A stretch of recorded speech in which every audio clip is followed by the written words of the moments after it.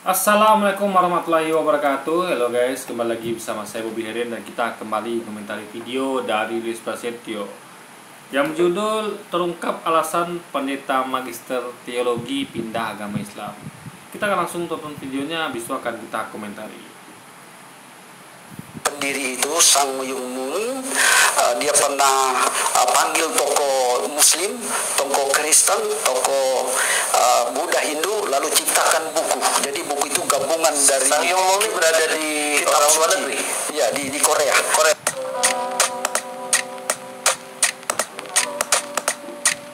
Assalamualaikum, selamat datang kembali di channel ini. Kali ini saya akan membahas soal seorang pendeta yang mana dia adalah seorang magister teologi S2. Dia dosen dan dia pendeta. Nah, kali ini dia benar-benar pendeta ya guys ya. Dan juga dia dosen. Kalau nggak salah pendeta di GSPDI, kalau nggak salah di Manado ya. Tapi ternyata dia mu'alaf dan ini mengejutkan banyak orang, terutama ketika diposting. Ngapain juga dia gadaikan keselamatan yang pasti dengan hal yang tidak pasti. Ini dia sering saya bahas di video saya ya. Keselamatan itu tidak ada yang pasti di mata kita. Ingat ya, sudut pandang kita nggak ada yang pasti. Yang pasti itu sudut pandang dari Tuhan. Paham nggak? Ya, gini logikanya sederhana ya. Kalau Luis ini kan dia posisinya bukan sebagai Tuhan. Ketika dia ngomong bahwa keselamatan itu pasti, dia salah alamat. Yang bilang keselamatan itu pasti adalah Tuhan. Manusia, keselamatan itu pasti. Kenapa? Ini saya terangkan ya. Karena pemilik kemastian adalah Tuhan, bukan kita. Kita hanya menerima informasi bahwa Tuhan memberikan kepastian, gitu loh. Tuhan memberikan kepastian, ya, informasinya kita terima, tapi bukan kita pemilik kepastian itu. Ngerti gak maksudnya? Jadi yang bisa memastikan itu hanya Tuhan, bukan kita. Makanya kalau kita ngomong di sisi kita, maka kita ngomongnya adalah belum pasti. Ya. Karena kita dijanjikan, ingat ya, janjikan itu berarti belum pasti. Karena belum terjadi yang pertama, yang kedua, memang kita nggak punya kuasa untuk memastikan itu. Yang bisa memastikan itu adalah Tuhan. Nah, sama misalnya kayak ambil contoh yang lebih sederhana, misalnya kayak ketika ada di perusahaan. Kepastian itu milik bos ya, milik bos. Bos bilang apa, bos kata gajian, bos bilang enggak.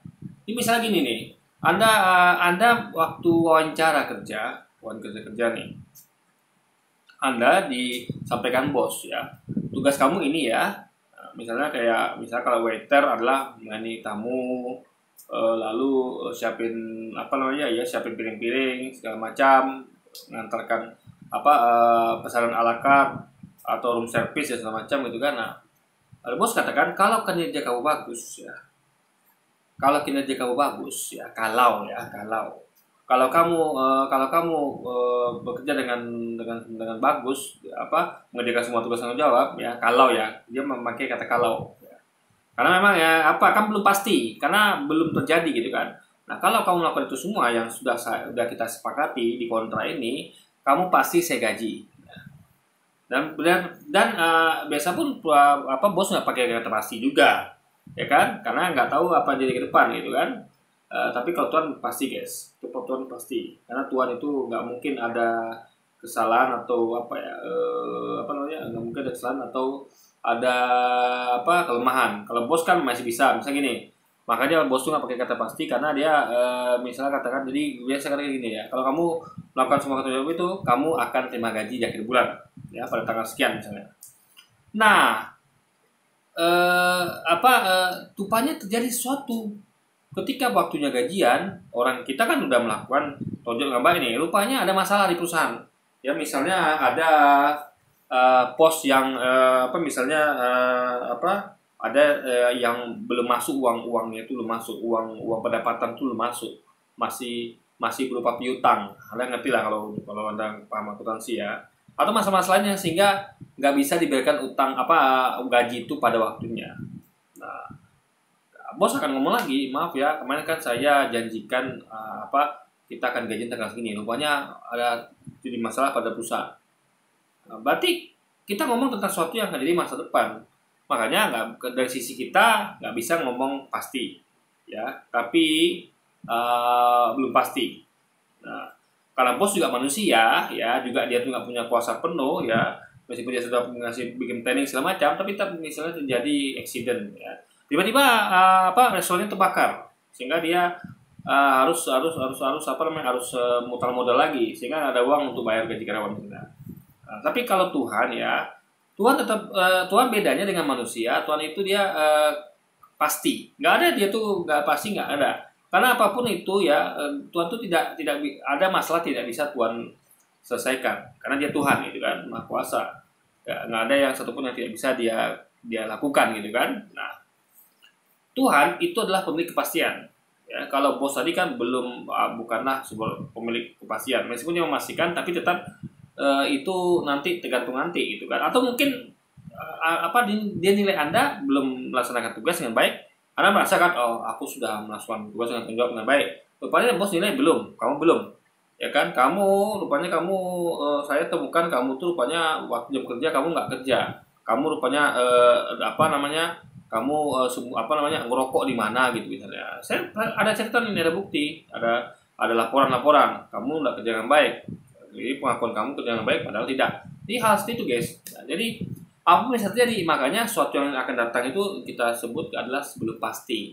Yang pertama, yang kedua, dari sisi kita ya, misal kayak anggaplah kita ngomong Tuhan bukan bos lagi, tapi sudah pemilik kepastian. Nah, kita nggak bisa memastikan ya. Tuhan yang pemilik kepastian. Jadi kita nggak boleh sama sekali mengatakan pasti, nggak boleh. Karena yang pemilik kepastian adalah Tuhan, bukan kita. Ya. Jadi gini, misalnya gini contoh. Anda mengatakan pasti masuk surga. Ya.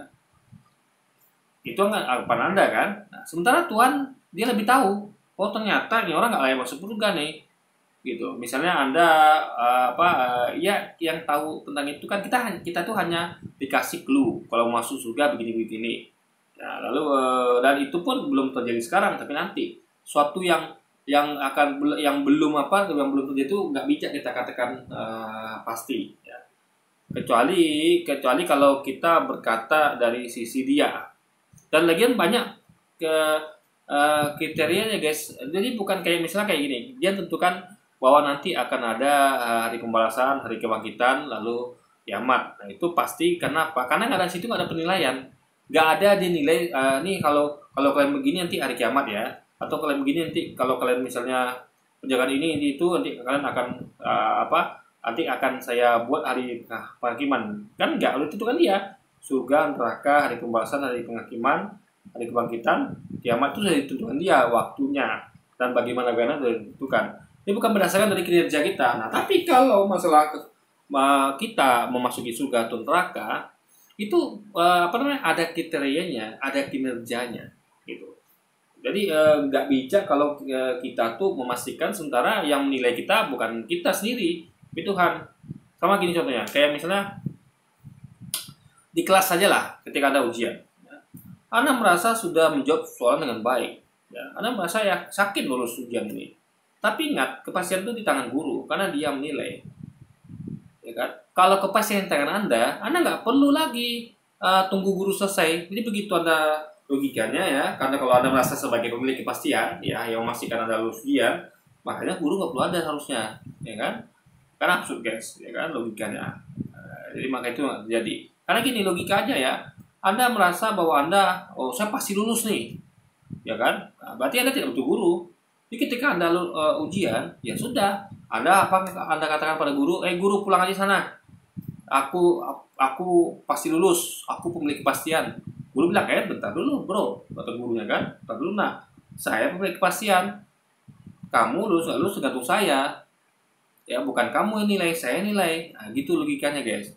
Jadi murid itu nggak bisa nilai sendiri. Oh masa aku yang lulus nih. Nah, lalu dia tekan langsung saya lulus gitu kan. Lalu gurunya seakan-akan ada guru, nggak bisa gitu. Tetap tergantung guru, tetap dia tuh berharap, Bu ini hasil ujian saya, ini ini hasil ujian saya, ini ujian saya atau ulangan saya, silakan ibu nilai gitu kan. Nah dia nggak bisa, pokoknya saya Bu harus lulus nih Bu ya, pasti lulus nih, karena saya merasa menjawab dengan baik. Guru bilang bentar dulu, bukan kamu milik kepastian, ya kan? Saya nilai, kamu tunggu di situ manis ya, tunggu kemana saya gitu kan harusnya kan. Nah makanya nggak bijak seorang murid itu nggak memastikan dia tulus, nggak bisa guys. atau seorang manusia tuh memastikan dia selamat tuh nggak bisa, karena pemilik kepastian adalah Tuhan, bukan kita. Pemilik kepastian dari lulus ujian itu adalah guru, bukan kita. Pemilik kepastian dari terima gaji itu bos Anda, bukan Anda. Nah, gitu logikanya. Jadi kita lihat di sudut pandang mana kita bicara. Kalau Tuhan yang ngomong nih, kalian pasti selamat, itu pasti selamat karena Tuhan yang ngomong. Dari sisi Tuhan, yang layak ngomong itu Tuhan. Sisi manusia nggak boleh sombong. Nggak bisa kita katakan kita pasti selamat, nggak bisa. Oh bentar dulu, kamu jangan melangkahi Tuhan, ya kan? Tuhan yang menentukan, bukan kamu loh. Nah, jadi kita nih guys ya, kita tuh gini loh. Masalah surga neraka itu kan bukan kayak matematika, ya. Bukan kayak matematika. Satu tambah satu sama dengan 2, atau kayak ulangan tadi ya, yang ada kriterianya minimal nilai 6 dulu lulus ujian gitu kan, nggak gitu. Kita nggak tahu, karena sepanjang hidup kita dari mulai bayi hingga ada meninggal itu kita mengalami fase kita tiap hari mengalami berbuat baik, berbuat jahat, berbuat baik, berbuat jahat gitu kan. Nah, apakah Anda ada waktu untuk menghitung detail hari ini berapa pahala Anda, hari ini berapa dosa Anda? Ada nggak ada waktu? Nah, tiap pahala dosa pun beda-beda nilainya, ya kan? Nah, Tuhan tidak memberitahu kita berapa nilai. Misalnya kalau dosa mencuri nilainya minus 10 misalnya, ngasih sedekah sama orang lain tuh nilainya plus 5, enggak dikasih Tuhan. Jadi kita tuh nggak tahu berapa nilainya. Yang kita tahu yang kita harus kerjakan adalah kita harus selalu berusaha berbuat baik dan selalu berusaha menjauhi keburukan. Itu aja kita tahu. Untuk poin-poin berapa kali kita lakukan sehari itu, lalu dalam seminggu, sebulan hingga seumur itu kita nggak tahu. Atau berapa poinnya tiap skor yang kita kerjakan kebaikan atau keburukan itu plus minusnya kita nggak tahu. Nah, makanya ini nggak sama kayak Anda tuh kayak Anda misalnya menghitung statistik. Misalnya Anda mau hitung berapa mobil yang lewat di jalan ini, lalu ada pasang alat gitu kan, lalu terekam. Oh, hari ini mobil lewat totalnya adalah misalnya 10.000 mobil, besoknya 11.000, gitu. Itu bisa terukur, Anda bisa tercatat gitu kan. Nah, tapi kalau ada alatnya juga untuk memantau dan menghitung itu, tapi kalau Anda gimana? Gitu loh. Jadi guys, itu logikanya harus dipahami ya. Nggak layak kita mengatakan pasti ya mendahului Tuhan, karena hanya Dia layak berkata pasti, bukan kita. Lalu kalau cuma percaya aja masuk surga ya, Anda salah besar ya, karena nggak logis ya. Dimanapun itu ya, untuk kita itu bisa mendapatkan sesuatu, nggak hanya modal percaya, harus ada usaha ya. Usaha. Makanya Islam itu agama logis. Makanya Islam itu mengenal iman dan takwa. Iman adalah percaya, beriman, tapi kan cukup. Ada perlu juga bertakwa, yaitu mengerjakan segala perintahnya dan menjauhi segala larangannya. Kan Tuhan itu kan ngasih perintah dan larangan di Alkitab kan, di kitab suci kan, di Quran kan. Nah, untuk apa itu dikasih perintah larangan kalau Anda cukup percaya sama Dia aja? Paham nggak? Ini sama kayak gini, kayak dalam perusahaan atau di kelas. Kamu kan dikasih perintah, kerjakan tugas ini, kerjakan tugas itu, ya kan? Ngapal ini, ngapal itu, cari ini, cari itu, gitu kan? Lalu Anda juga dikasih larangan, jangan merokok ya, jangan bolos, jangan terlambat, ya kan? Nah, lalu kalau Anda modal hanya percaya kepada guru, ya kan? Itu ada selamat lulus ujian misalnya, atau kalau di perusahaan ya, perusahaan itu kan mengeluarkan peraturan. Kalian harus masuk harus kerjakan ini, kerjakan itu, ya kan? Perintah bos gitu kan, kerjakan ini, kerjakan itu, lalu ya kerjakan sebaik-baiknya. Lalu yang harus dihindari ya, dijauhi adalah jangan terlambat, jangan tidur jam lagi kerja dan segala macam. Nah, kalau ada peraturan seperti itu yang perusahaan buat atau guru buat atau Tuhan buat, ya kan? Nah, berarti nggak cukup hanya percaya. Karena kalau cukup hanya percaya, Anda nggak perlu dikasih tahu peraturan itu kan, ya kan? Jadi di perusahaan itu atau di sekolah guru itu ya, Anda ya, selain Anda percaya kepada guru, selain Anda percaya kepada bos di perusahaan, di guru di sekolah, Anda harus kerjakan semua yang diperintahkan dan dilarang dia, ya kan? Jauhi yang dilarang. Ya baru Anda lulus ujian, baru Anda digaji di perusahaan. Paham nggak? Itulah gunanya adanya peraturan ya. Ini perintahnya untuk kamu lakukan dan ini yang kamu hindari. Itu bukti bahwa nggak cukup hanya percaya ya. Jadi untuk apa itu ada peraturan hiasan gitu. Kalaulah Tuhan tidak membuat peraturan, ya, aturan-aturan untuk dilaksanakan dan larangan-larangan untuk dijauhi, makanya percaya kita. Cuma modal percaya aja oke. Tapi kan tidak cukup modal percaya, karena buktinya ada perintah-perintah dan larangan yang Tuhan kasih ke kita. Sama kayak perusahaan. Kalau modalnya percaya saja, ya sudah. Bos, kita bekerja di perusahaan ini, perusahaan bapak kita. Ya. Nah, biasa gitu kan, perusahaan bapak kita tuh yang nggak ada perintah sama larangan tuh kan. Karena bapak kita punya gitu kan, bapak gua punya gitu kan. Nah, jadi saya kerja di situ. Lalu bosnya adalah tentu karena bosnya itu adalah anak buah bapak saya. Lalu saya tanya, kita di perusahaan ini ada nggak perintah yang mau saya kerjakan bos? Atau larangan yang saya hindari? Karena bosnya tahu ini kita ini anak bapak kita yang punya perusahaan, tentu dia nggak berani macam-macam dong ya kan. Nah, kecuali kan bapak kita perintahkan, ini anak ini harus kerja kayak rekan biasa. Tapi kan biasanya kan nggak begitu.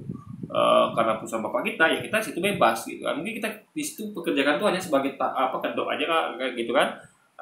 Biar kita kesana kerja, padahal kita tuh sebenarnya adalah pemalas kan, anak orang kaya yang sebenarnya kan kaki udah cukup, udah lebih malah hidup kita gitu kan. Nah, jadi kata bos ya, enggak, mungkin ya dia pakai bahasa yang enggak strike mungkin ya, bukan langsung dikatakan, kamu di sini nggak ada perintah, saya nggak ada perintah apa untuk kamu bebas sini mau kerjaan apa saja, pokoknya serah kamu deh, mau kerja pun apa apa, karena ini perusahaan bapak kamu gitu kan. Nah, saya juga nggak ada larangan. Nggak mungkin saya larang kamu nggak boleh merokok segala macam. Ini kan perusahaan bapak kamu gitu kan. Yang berhak itu bapak kamu. Kalau saya nanti kasih kamu peraturan, kasih suruh kamu ini itu, lalu selangi kamu ini itu, kalau tahu bapakmu kan saya kena marah gitu kan. Kok berani-beraninya gitu sama anak saya? Anak saya itu adalah anak saya yang saya ini pemilik perusahaan. Nah, makanya ya sudah, suka-suka kamu deh. Ya kan, kamu di sini yang penting kamu digaji sesuai dengan pesan bapak kamu, yaitu anak saya dan disuruh ya, yang dilarang ya. Nah, tapi dia digaji ya sudah, saya dapat pesan dari bapak kamu gitu ya udah. Nah, itu kita percaya ya. Kalau keselamatan ya tadi itu ya, dapat gaji itu ya nggak perlu mengerjakan apa-apa karena nggak ada perintah itu. Dia penting percaya sama bosnya, ya sudah. Dia tetap mengakui itu bosnya ya, meskipun dia tuh mengakui sebagai pimpinan perusahaan ya, sebagai direkturnya ya, tapi masih anak buah bapaknya. Tapi penting dia percaya deh gitu kan, dia ngatur gitu, tapi bukan ngatur dia, ngatur yang lain gitu kan, karena dia anak yang punya. Nah kalau gitu sistemnya kita percaya, cuma modal percaya ya bisa dapat gaji, karena perusahaan tidak ngasih Anda peraturan apa-apa. Sama kayak di sekolah tadi, kamu percaya saya guru kamu kan? Iya bu lah. Oke. Kamu tidak saya suruh apa-apa. Kamu nggak saya suruh bikin PR, saya suruh ngapal, nggak suruh belajar. Pokoknya suruh kamu deh, kan? Suruh kamu. Nah, kan nggak ada ngasih kamu larangan. Kamu nggak boleh merokok, nggak boleh bolos, nggak boleh terlambat, nggak boleh apa. Suruh kamu gitu kan? Suruh kamu. Karena ya mungkin bapaknya yang punya sekolah, atau bapaknya yang nyumbang sekolah paling banyak, itu oke. Jadi Anda cukup percaya sama gurunya, ya sudah, Anda pasti lulus gitu kan. Jadi ketika guru nggak mengeluarkan peraturan larangan, itu berarti Anda cuma modal percaya. Ya oke, kita percaya, Anda modal percaya. Tapi kan tidak begitu. Tuhan tuh mengeluarkan perintah dan larangan. Itu bukan hiasan, bukan simbol, tapi harus dikerjakan. Perintah misalnya jangan membunuh, larangan ya jangan membunuh, jangan mencuri, jangan berzina, ya Anda harus kerjakan. Perintah misalnya kayak bantulah fakir miskin misalnya, itu harus Anda kerjakan perintah itu. Nah makanya cukup hanya modal percaya, Anda juga harus mengerjakan perintah dan menjauhi larangan. Paham ya? Jadi orang-orang yang mengatakan bahwa cukup percaya Yesus Tuhan sudah selamat. Oh enggak, seakan-akan tidak ada peraturan dan larangan gitu kan. Ada peraturan, yaitu perintah larangan. Nah itu menjadi alasan bahwa percaya aja nggak cukup. Ya, Anda harus juga kerjakan perintah-perintah itu dan larangan itu, guys. Itulah logika berpikirnya. Dan yang bisa memastikan itu adalah yang ngasih perintah itu, bukan Anda. Ya, bagaimana kriterianya Anda tuh mengerjakan perintah itu kan dia yang tahu. Anda merasa sudah melakukan perintah nih, rupanya belum, bagi Tuhan belum. Mungkin dia nilai hati Anda punya rasa ria gitu, sombong misalnya kan. Misalnya kayak bantu fakir miskin, ya Anda merasa sudah bantu fakir miskin nih, Tapi Tuhan nilai belum. Kenapa? Karena di hati Anda dilihatnya ada sifat ria, pengen pamer. Ya batal lah apa kebaikan Anda gitu kan. Dapat nilai karena Anda tidak ikhlas memberikannya gitu guys. Nah, pasti itu. Nah, jadi apa Anda bisa hitung tiap perintah dan larangan tuh plus minusnya berapa dikasih Tuhan? Kan tidak ada Tuhan kasih nilai skor gitu kan. Dan apapun kalau dikasih skor pun Anda bisa ngitung detail hari ini Anda dapat plus berapa dari kebaikan-kebaikan dan dikurangi minus berapa dari keburukan, kan bisa begitu guys. Nah, ini sekali lagi aja, Luis nggak paham. Kalau ngomong di sisi manusia, ya itu berarti belum pasti. Kalau ngomong dari Tuhan yang memberi kepastian, baru hanya dia boleh mengatakan pasti. Dan ingat, kepastian itu bukan hanya percaya saja, enggak. Butuh namanya takwa juga, yaitu melakukan segala perintahnya dan menjauhi larangannya karena dia mengeluarkan itu. Dia bukan hanya menyuruh percaya kepada dia, tapi juga menyuruh kita untuk mematuhi perintahnya dan menjauhi larangannya, guys.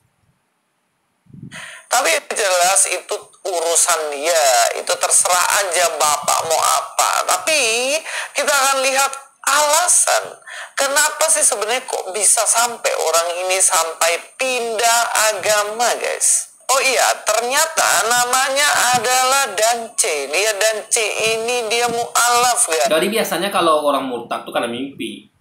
Ya, ini saya yakin nih, masa seorang magister teologi dan S2 mimpi kan nggak mungkin. Pasti dia alasannya adalah logis, ilmiah, dalil. Dia ngomong tentang banyak kontradiksi atau yang tidak logis di agama sebelumnya, ya kan? Dia bukan ngomong mimpi. Saya yakin nih, karena ini magister teologi, kita kan lihat apa sebenarnya yang menjadikan dia alasan itu kan.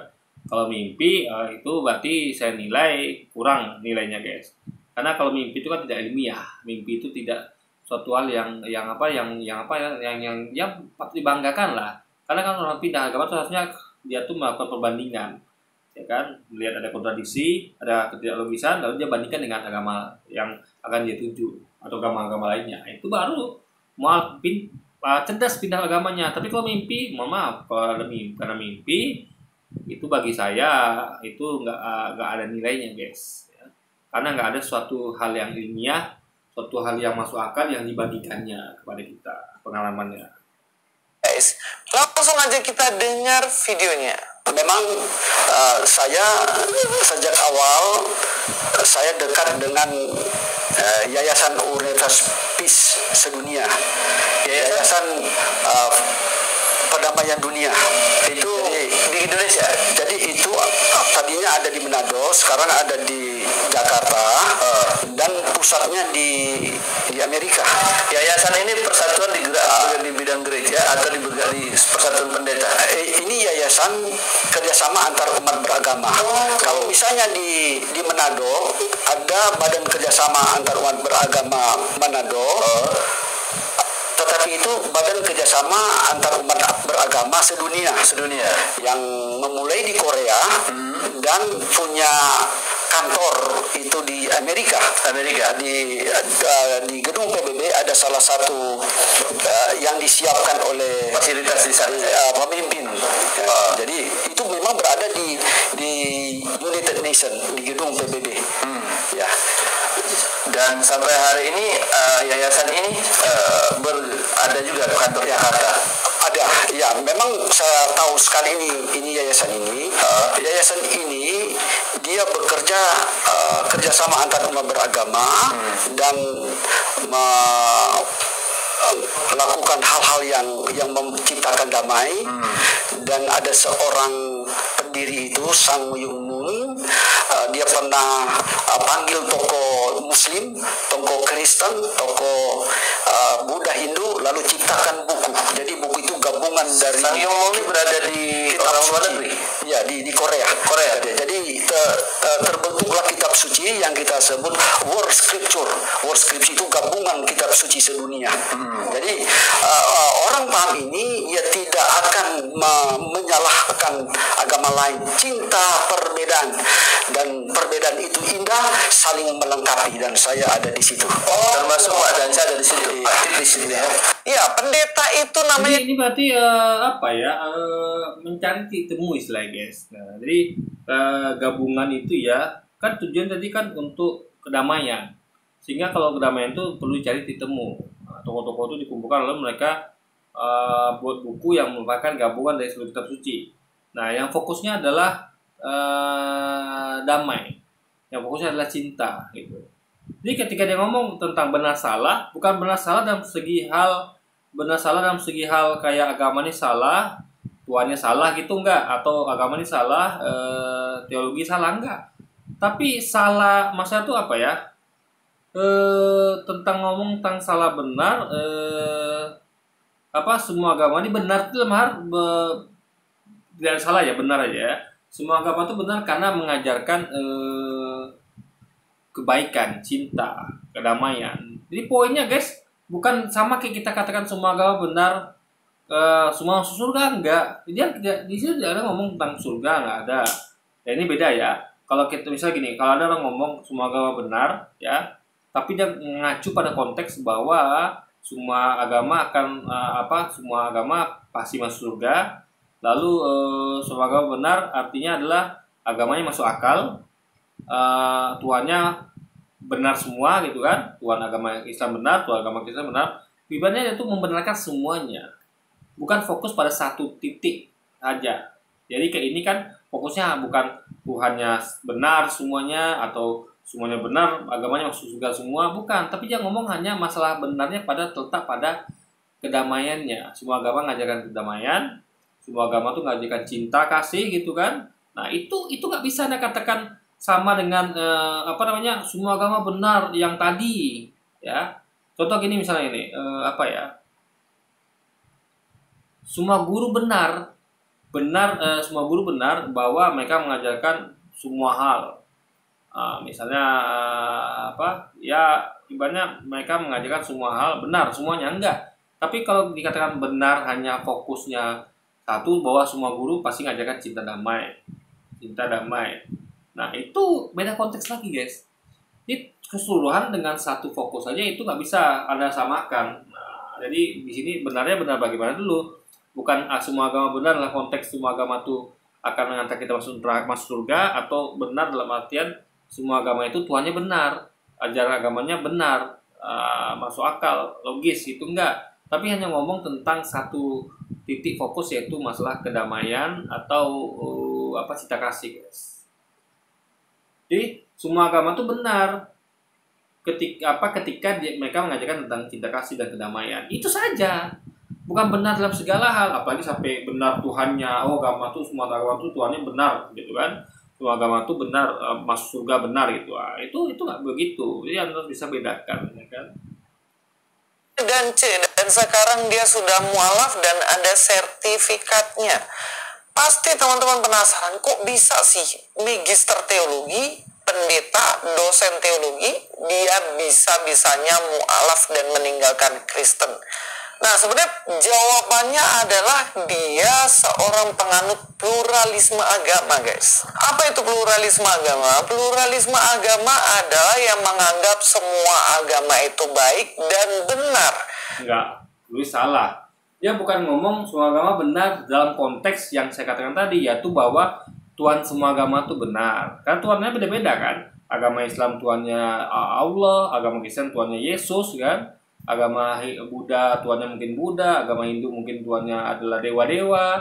Bukan konteks itu. Atau semua agama benar, agama ini semuanya akan membawa penganutnya masuk surga. Enggak, dia ngomong hanya semua agama benar ketika mengajarkan cinta kasih dan kedamaian gitu.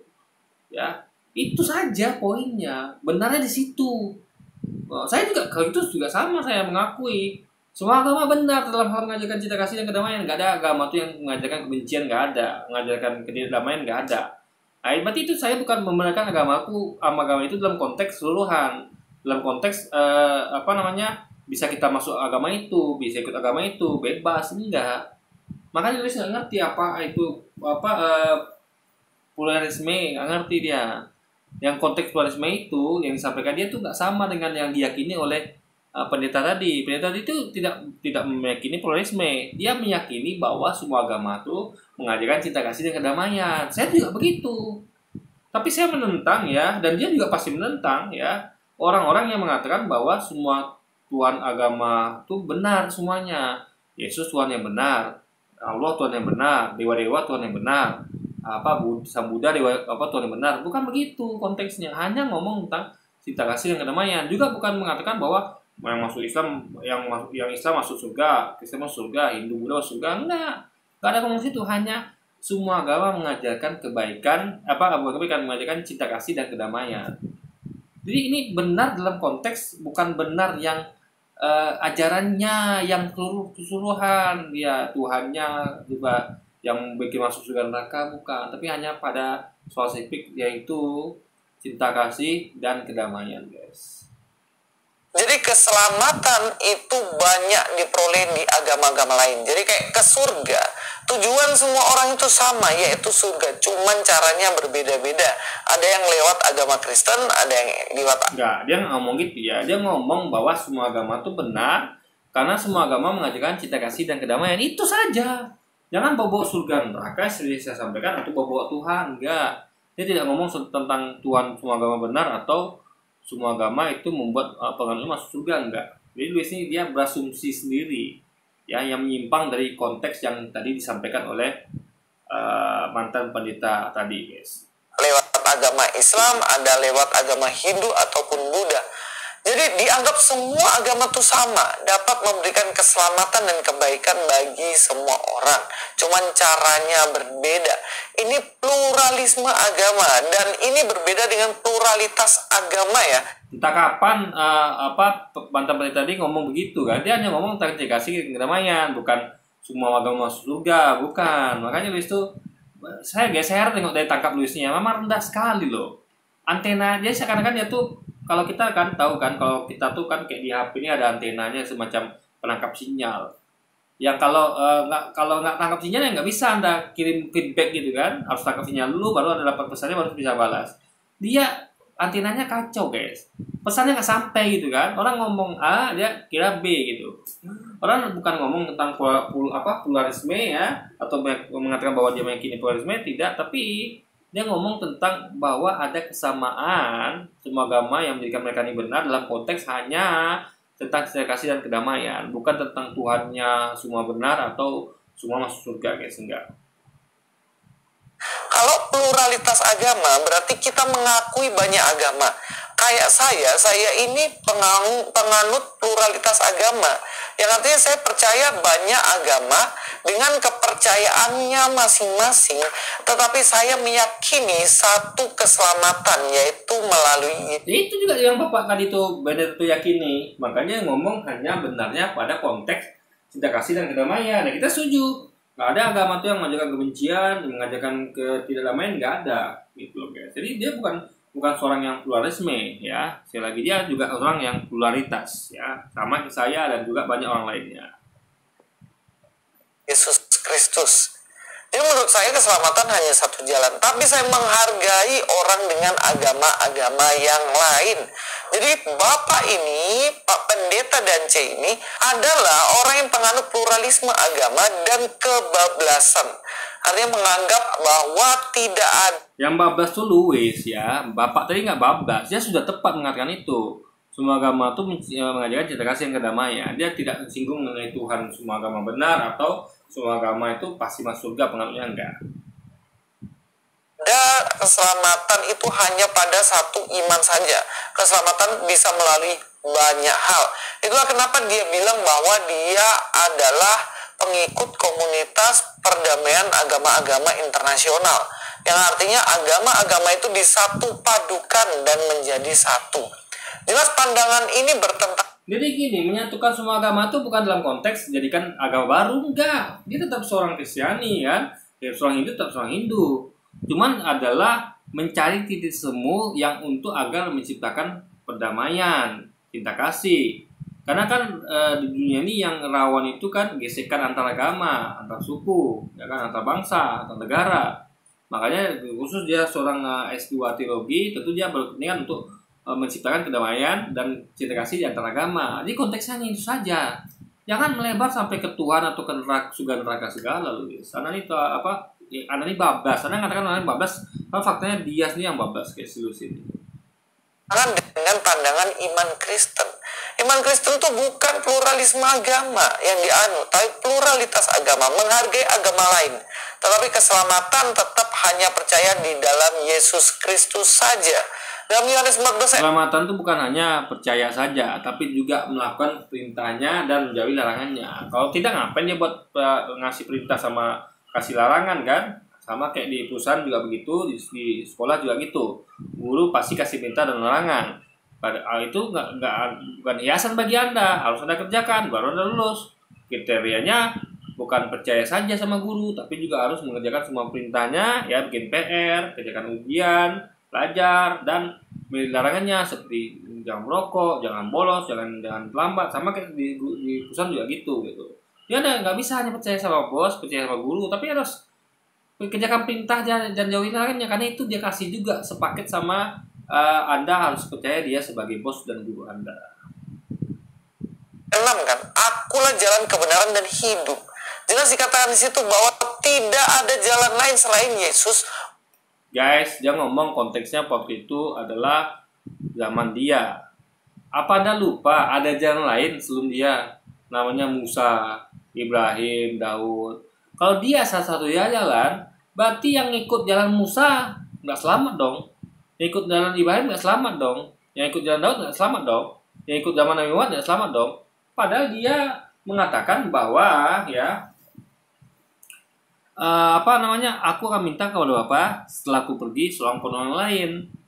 Nah, dia meminta seorang penolong lain, yaitu Nabi Muhammad. Berarti seorang jalan yang lain gitu. Penolong adalah yang punya yang ngasih jalan gitu kan. Karena dia nolong kita dengan dia itu adalah jalan menuju Tuhan gitu.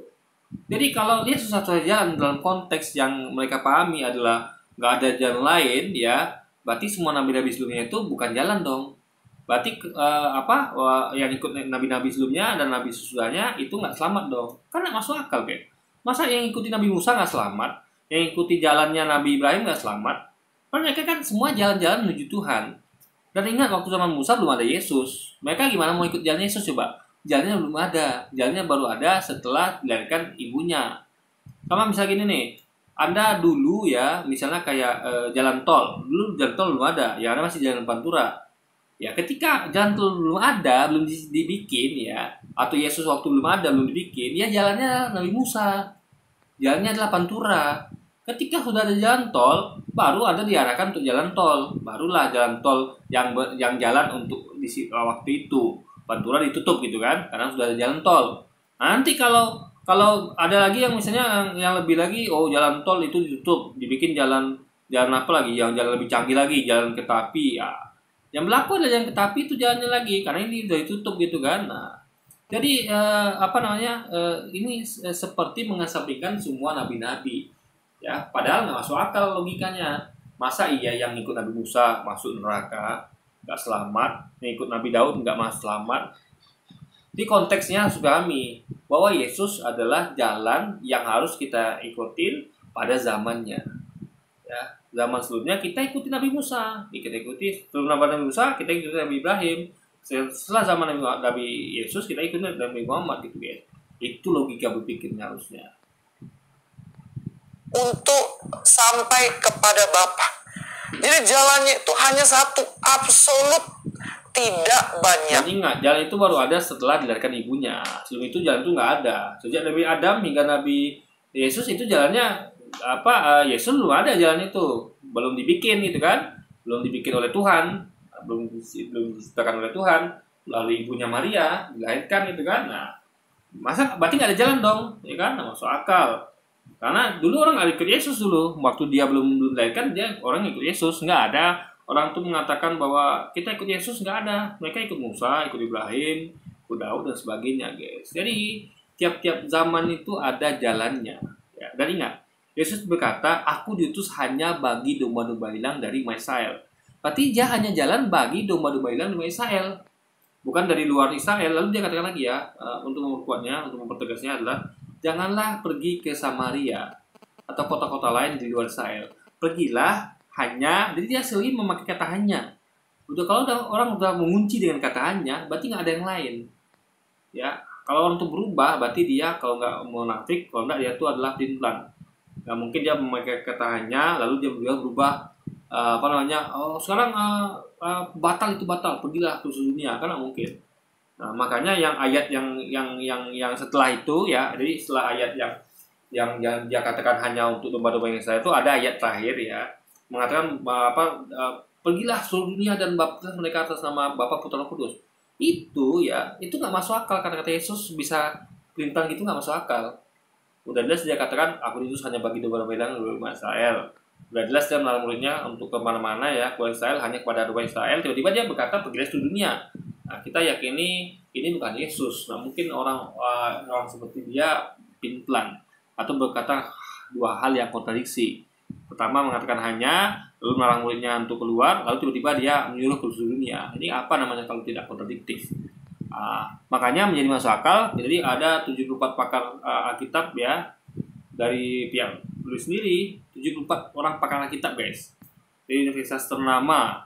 Mereka berkumpul, mereka mengadakan acara yang namanya seminar, yaitu Yesus Seminari. Itu mereka membahas semuanya. Ini metodologi mereka adalah mereka mencari yang mana kata-kata Yesus dan mana yang bukan kata-kata Yesus. Jadi mereka breakdown dan mereka menemukan banyak sekali hal-hal yang mereka kritik lah gitu kan. Contohnya tadi itu. Ya mereka tuh menemukan bahwa ayat yang berkata, yang Yesus berkata, pergilah seluruh dunia dan jadikan muridku dan atas nama Bapa Putra Roh Kudus. Nah, itu menurut penelitian dan pengkajian dari para 74 pakar Alkitab, itu adalah ayat tambahan yang baru disisipkan kemudian, yang di Alkitab mula-mula nggak ada. Karena bayangkan ya, ada ayat tambahan, yaitu ayat tadi itu, yang disisipkan di kemudian, yang kita awal-awal nggak ada guys. Nah, itu adalah seperti mereka, dan ini menjadi masuk akal. Kenapa? Karena memang nggak make sense. Ada kontradiksi itu nggak make sense. Nah, mungkin Yesus mengucapkan dua hal yang berbeda, yang bertolak belakang nggak mungkin. Ya udah jelas mengatakan dia diutus hanya bagi domba-domba yang domba Israel, lalu melarang muridnya untuk jangan keluar Israel, ya ke Samaria atau kemanapun itu. Bahkan dia mengatakan kepada seorang wanita ya, nggak layak memberikan roti kepada anjing. Ya, kata-kata itu kasar loh guys ya. Dia menyamakan wanita itu dengan anjing gitu. Jadi nggak layak kata dia memberikan roti kepada anjing gitu. Itu tanda dia tidak menerima wanita itu, karena wanita itu adalah bukan berasal dari Israel gitu. Jadi guys, ini semuanya guys kalau ada kaji ya dengan detail, dengan akal pikiran ya, dengan logika, ini menjadi make sense. Kalau ini memang ayat tambahan yang awal-awal tuh nggak ada, baru ditambahkan kemudian. Karena buktinya ya nggak mungkin aja Yesus itu pelin-pelan, nggak mungkin dia itu kontradiktif kan. Ya harusnya seorang yang jelas. Kalau dia perintahkan A ya A, kalau dia klaim A ya klaim A, bukan pindah jadi sebaliknya jadi klaim B gitu kan. Nah, itu nggak mungkin kita yakini terjadi pada orang seperti Yesus gitu. Nah, inilah ciri-ciri postmodern agama. Di era postmodern ini yang menganggap banyak agama itu sama aja. Ada salah satu komunitas atau mereka tuh berkumpul untuk kedamaian dunia, menciptakan perdamaian. Karena agama tuh kadang-kadang suka dijadikan bahan konflik gitu kan. Jadi mereka tuh ya hanya berdasarkan komunitasnya berdasarkan pada bahwa semua agama itu mengajarkan cita kasih dan kedamaian. Itu saja. Bukan mereka berpaham bahwa semua agama itu Tuhannya sama-sama benar dan semua agama itu masuk surga. Enggak ada dia ngomong gitu guys. Dia hanya ngomong spesifik tentang cita kasih dan kedamaian. Ya, di salah satu daerah di mana dia ini seakan-akan rohani, seakan-akan spiritual dan bisa diterima semua kalangan. Karena dia menggabungkan 6 agama yang di Indonesia menjadi satu. Dia kutip Alkitab, dia kutip Al-Quran, dia kutip semua kitab-kitab yang lain, dan kemudian menjadi satu padu. Dan ini berbahaya. Kalau dia kutip tentang hal yang spesifik kayak cita kasih dan kedamaian, dan tujuannya memang menyatakan atau mengenalkan, memberitahukan bahwa jangan berantem deh, jangan berpecah belah, jangan saling gaduh, jangan saling nyerang, karena semua agama tuh mengajarkan cita kasih yang kedamaian. Itu bagus malah, ya kan? Tapi kalau ada yang mengatakan bahwa boleh agama aja bebas, agama apa aja, karena semua Tuhan itu sama. Islam agamanya benar, Tuhannya agama Kristen Tuhannya benar, lalu semua agama itu akan bawa ke surga, itu baru salah gitu kan. Nah tapi kalau misal kayak saya nih, saya mau mengerjakan tentang cinta kasih, saya nggak mau kita tuh berantem karena agama, saya nggak mau gitu kan. Jadi misalnya ada orang dulu nih, Islam tuh mengajarkan kebencian, mengajarkan terorisme radikal, itu saya bantah. Enggak, Islam tuh mengajarkan cinta kasih yang kedamaian, sama seperti agama Anda. Nah dalilnya apa? Ini ayat Qurannya. Lalu agama Anda apa buktinya? Ini dalilnya di Alkitab. Jadi begitu guys, itu nggak masalah kayak gitu. Karena kita mengajarkan kepada orang bahwa semua agama itu cinta damai dan mengajarkan cinta kasih gitu dan kedamaian. Itu nggak masalah. Kecuali kalau mengajarkan bahwa Anda boleh beragama apa saja, semuanya pasti masuk surga kok. Karena Tuhannya sama benar, semua itu baru salah. Guys. Jadi Anda harus pahami ya, mana yang benar dan mana yang salah. Karena semua agama saya rasa nggak akan melakukan ini yang benar ya. Kayak Islam, pasti Islam tidak akan mengakui kebenaran dalam Kristen.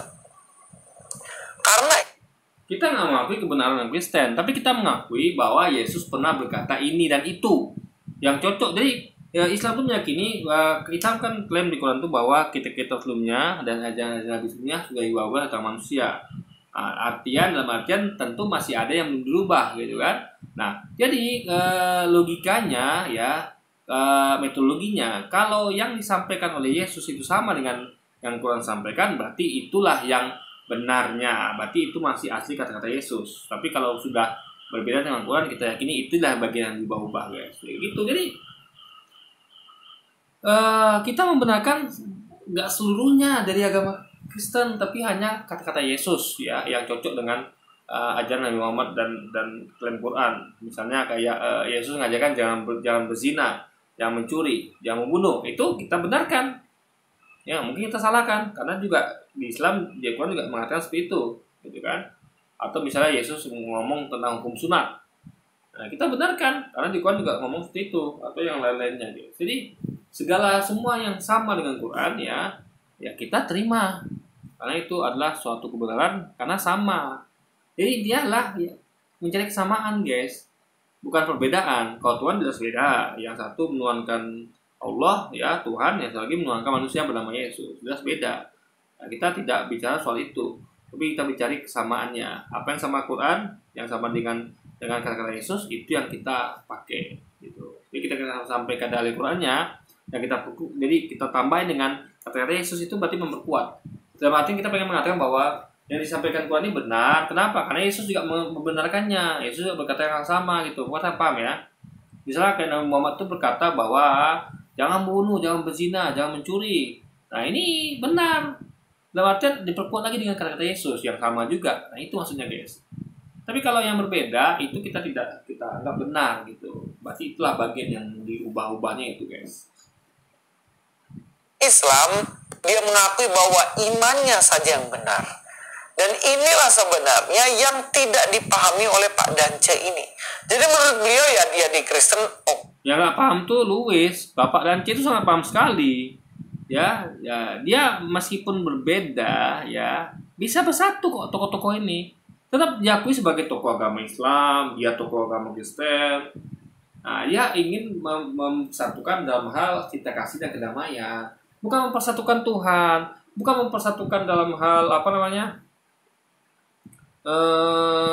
keselamatan surga neraka, bukan guys.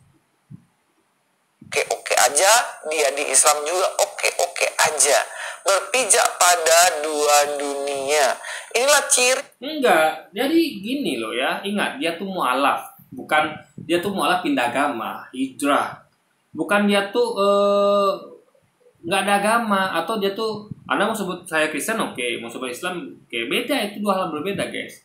Jadi misalnya kayak orang ateis atau ya ada juga orang ateis yang dia percaya Tuhan, tapi dia bingung milih agama apa. Karena bagi dia semua agama sama ya sudah. Ada sebut saya Islam oke, saya memang seorang Muslim. Ada sebut saya Kristen oke, saya memang seorang Kristen. Ada sebut saya Hindu Buddha, memang saya Hindu Buddha gitu. Jadi nggak jelas apa agamanya. Tapi kalau dia kan jelas, ketika dia masih belum hijrah, dia agamanya Kristen. Tiap tokoh tuh agamanya nggak jadi hilang agamanya. Yang Kristen tetap Kristen, yang Buddha tetap Buddha, Hindu tetap Buddha, Hindu tetap Hindu, yang Islam tetap Islam. Nah, jadi bukan seperti Yunus katakan bahwa eh, Kristen iya, Islam iya, enggak. Orang itu tetap ada agama masing-masing. Nah, cuman Bapak ini dia meyakini ternyata agama Islam yang benar. Makanya dia mualaf. Jadi kenapa dia mualaf? Karena dia meyakini Islam agama benar, agama sebelumnya nggak benar gitu. Kalau tidak, ngapain dia susah payah mualaf coba? Ya kan? Soalnya nggak perlu. Tetap aja di Kristen gitu kan. Nah, lalu besok ibaratnya mungkin habis mualaf dia balik lagi ke Kristen gitu. Itu kalau dia memang penganut pluralisme. Tapi makanya tidak. Begitu dia mualaf ya sudah mualaf, dia tinggalkan agama sebelumnya dan dia taat pada agama Islam, guys. Berarti dia meyakini bahwa Islam agama yang benar dan agama sebelumnya salah, makanya dia mau pindah jadi mualaf. Itu logika berpikirnya. Dari pluralisme agama, ingin mempersatukan agama-agama dunia, tetapi mengorbankan kebenaran imannya. Enggak, dia mempersatukan agama-agama itu dalam konteks untuk menciptakan perdamaian, ya, dengan slogan cinta kasih. Contoh, misalnya kayak misal gini, dia meskipun ada tahu kayak Soekarno itu hendak menyatukan antara paham nasionalis agama komunis. Nah, kenapa dia satukan? Ya, meskipun berbeda ideologi, dia nggak mau tiap-tiap ideologi ini berantem. Padahal memang nggak bisa disatukan ya, nggak bisa disatukan dalam hal gini. Nggak bisa disatukan ideologinya, nggak bisa disatukan. Tapi yang menurut Soekarno rasa bisa disatukan dalam hal cinta kasihnya, dalam hal bela bangsanya. Jadi dia pengen nasionalis, mau Anda nasionalis, mau Anda agamis, mau Anda komunis, Anda sama-sama pasti punya rasa patriotik bela negara. Jadi ketika kita diserang oleh musuh, ya Anda pasti kerjasama, pasti bersatu. Nah, konteksnya itu saja. Persatuan dalam rangka bela negara ketika diserang musuh.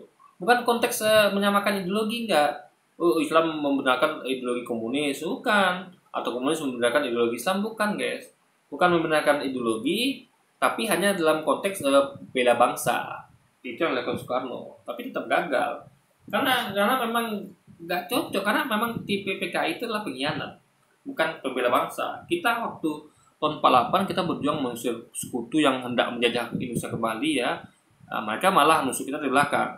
Juga dengan tahun 5 kita lagi membangun gitu kan, lagi hebatnya ya berusaha untuk membangun negeri. Mereka tusuk di belakang dengan mencuri Pak Jenderal dan melakukan kudeta. Jadi guys, nggak bisa bersatu semua orang negeri, ya bisa. Mereka bukan seorang patriotik gitu. Nah, jadi sama kayak misalnya ternyata ditemukan bahwa agamanya memang mengajarkan cinta damai semuanya. Tapi ada tokoh-tokoh yang di komunitas itu, yang satu tokoh itu dari agama tertentu, ternyata dia bertentangan dengan ajaran agamanya. Dia tidak mengajarkan cinta damai rupanya. Nah, itu nggak bisa bersatu. Mohon maaf Pak, Bapak memang agama Bapak mengajarkan cinta damai dan cinta dan damai, kita kasih dan damai. Tapi Bapak tidak kasih damai, makanya Bapak kami keluarkan ya. Kami ambil tokoh agama Bapak yang lain, yang paham dengan konsep cinta kasih dan kedamaian dalam agama Bapak. Gitu guys logikanya. Ini ngomongnya hanya tentang cinta kasih dan kedamaian, bukan seluruhnya, bukan tentang Tuhan atau surga neraka gitu. Persatuannya kan. Tapi kita harus hidup itu di bawah Pancasila. Islam, Kristen, Hindu, Buddha bisa menjadi satu padu.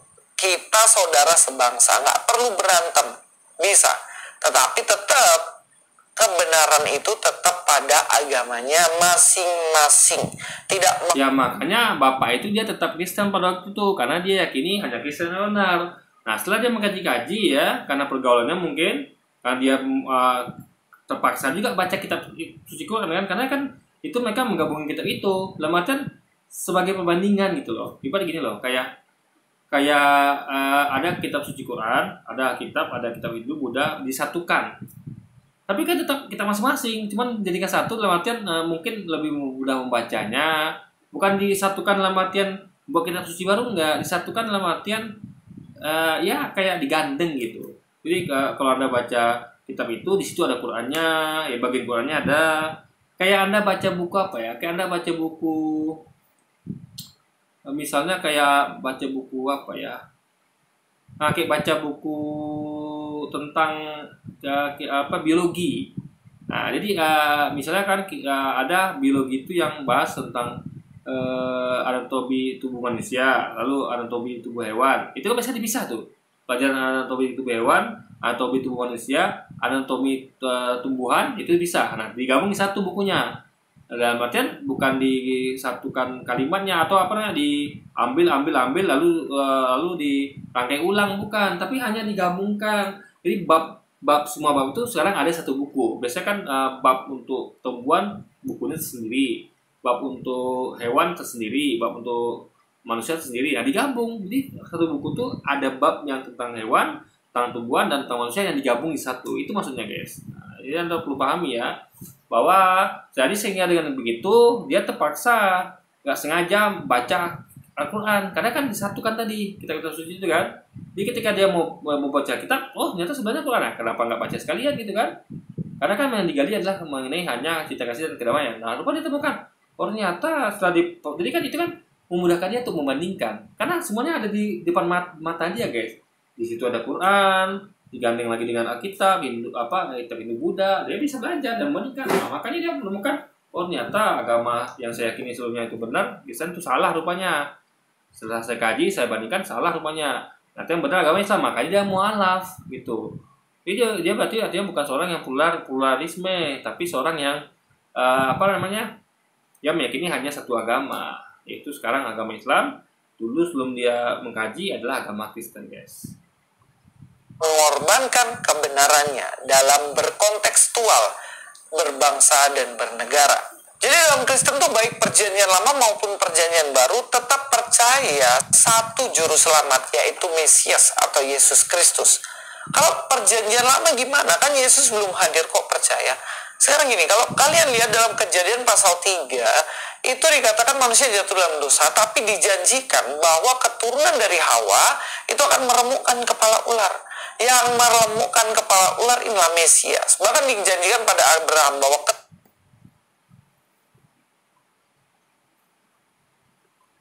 guys ya, gini loh, keturunan Hawa itu nggak ada yang meremukkan kepala ular, nggak ada. Bahkan Panji sang petualang aja itu tidak meremukkan kepala ular, ya kan? Mungkin yang meremukkan kepala ular itu adalah orang-orang jagal-jagal ular itu ya, yang ular itu mungkin mau jadikan makanan atau dimasak atau diambil kulitnya gitu kan. Jadi guys ya,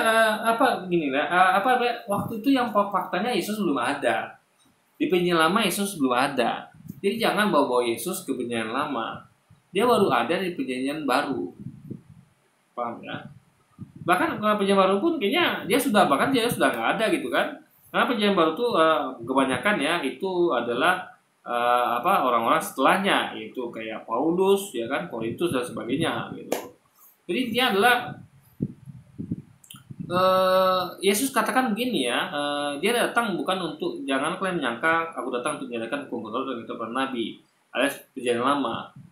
Sementara mereka menyangka dia datang untuk menyediakan itu. Buktinya apa? Dengan diganti dengan perjanjian baru. Padahal dia katakan jangan kalian menyangka, tapi artinya mereka menyangka bahwa dia datang bukan untuk menyediakan hukum Taurat dan kitab para nabi. Nah, melainkan, ini pentingnya orang yang ngerti arti kata melainkan berarti sebaliknya. Berarti bukan itu, tapi ini gitu loh. Nah, melainkan untuk menggenapinya. Ini bukan menyediakan, tapi menggenapinya. Jadi mengeniadakan itu beda dengan menggenapi. Meniadakan itu ya tadi yang mereka yakini bahwa perjanjian baru lama itu sudah tiada, nggak berlaku. Yang berlaku adalah perjanjian baru. Enggak, dia datang bukan untuk meniadakan hukum Taurat dan kitab nabi dan perjanjian lama, melainkan menggenapinya. Nah, menggenapi itu artinya adalah menambah sehingga lengkap. Ya, menggenapi artinya menambah sehingga lengkap. Nah, misalnya kayak Pancasila sila pertama 2-3 digenapi dengan sila keempat kelima. Apakah boleh sila keempat kelima itu menghilangkan sila pertama 2-3? Kan tidak, berarti tidak menggenapi namanya. Berarti mengganti.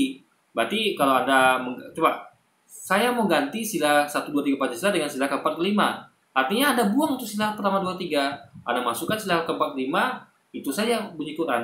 Di Quran tidak akan temukan Qurannya Pancasila itu sila pertama 2-3 nggak ada, karena sudah diganti, nggak berlaku lagi. Yang berlaku adalah sila keempat kelima. Tapi kan tidak begitu, semua sila Pancasila kan berlaku. Jadi kalau misalnya ada 3 sila Pancasila mau digenapi dengan sila 45, artinya sila pertama kedua 3 masih berlaku, ya kan? Sila keempat kelima pun nggak boleh isinya karena menggenapi itu bertentangan dengan step 83, berarti tidak menggenapi artinya tidak menambah sehingga lengkap, tapi malah kontradiksi kan. Nah, itu poinnya. Jadi Yesus datang tuh, jadi kalau perjanjian baru itu adalah untuk menggenapi perjanjian lama, harusnya isinya tidak kontradiksi, ya kan? Harusnya isinya menggenapi, menambah sehingga lengkap. Jadi hukum-hukum yang ada di perjanjian lama itu harusnya tak berlaku. Nah, kalau ada hukum di perjanjian baru, hukum itu tidak boleh bertentangan dengan hukum perjanjian lama, tapi hukum itu adalah menambah.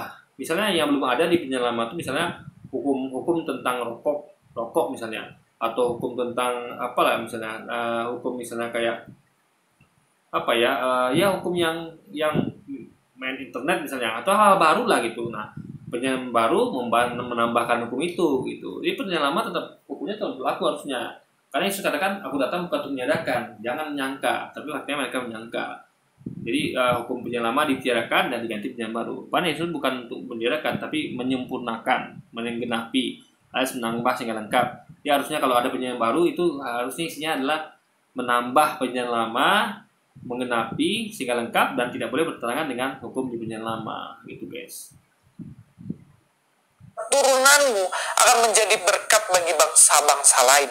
Bahkan secara spesifik Tuhan mengatakan bahwa dari keturunan Yehuda, secara spesifik akan dikatakan di situ dia. Keturunan Hawa tuh banyak loh. Di situ tidak ada sebut Yesus, jadi jangan ada halu ke Yesus itu. Keturunan Hawa tuh banyak. Saya keturunan Hawa, ya kan? Anda keturunan Hawa. Kalau di situ sebut spesifik Yesus, oke. Jadi tulis ini halu guys. Sesuatu yang faktanya memang belum ada, yang ada baru setelah dilahirkan ibunya Maria, dia masukkan ke keturunan Hawa. Kalau kita konteksnya ngomong keturunan Hawa ada banyak, nggak ada disebutkan spesifik Yesus, nggak ada. Jadi jangan halu ya, jangan halu, dan jangan bawa sesuatu yang tidak ada disebut di situ.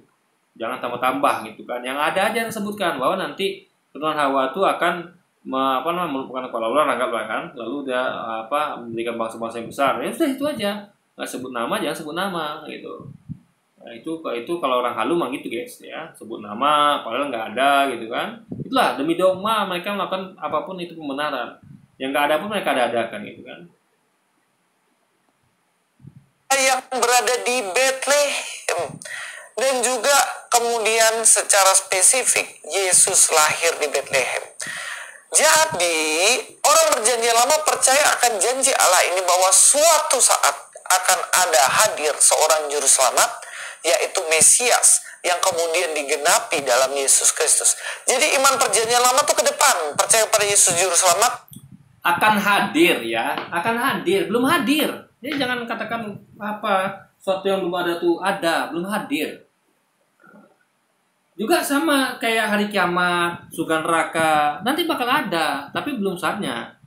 Jadi gini loh guys ya, perjanjian lama tuh hanya ngomong tentang yang ada saat itu aja ya. Jadi kalau yang nanti yang bakal ada kayak misalnya ke Yesus atau nabi-nabi lain, bahkan Yesus membuatkan akan ada seorang penolong yang lain gitu loh. Yesus ngomong tentang Nabi Muhammad, seorang penolong yang lain. Dia kan seorang penolong. Berarti kalau dia ngomong yang lain, berarti selain dirinya. Itulah nabi baru yang namanya Nabi Muhammad. Semua itu masa depan, Nabi Muhammad. Kalau konteks Yesus malah dia ngomong tentang masa depan. Seorang penolong yang lain, dia minta kepada Bapa setelah dia pergi. Lalu tentu di depannya lagi ada hari kiamat, hari kebangkitan, hari penghakiman gitu guys. Ya, jadi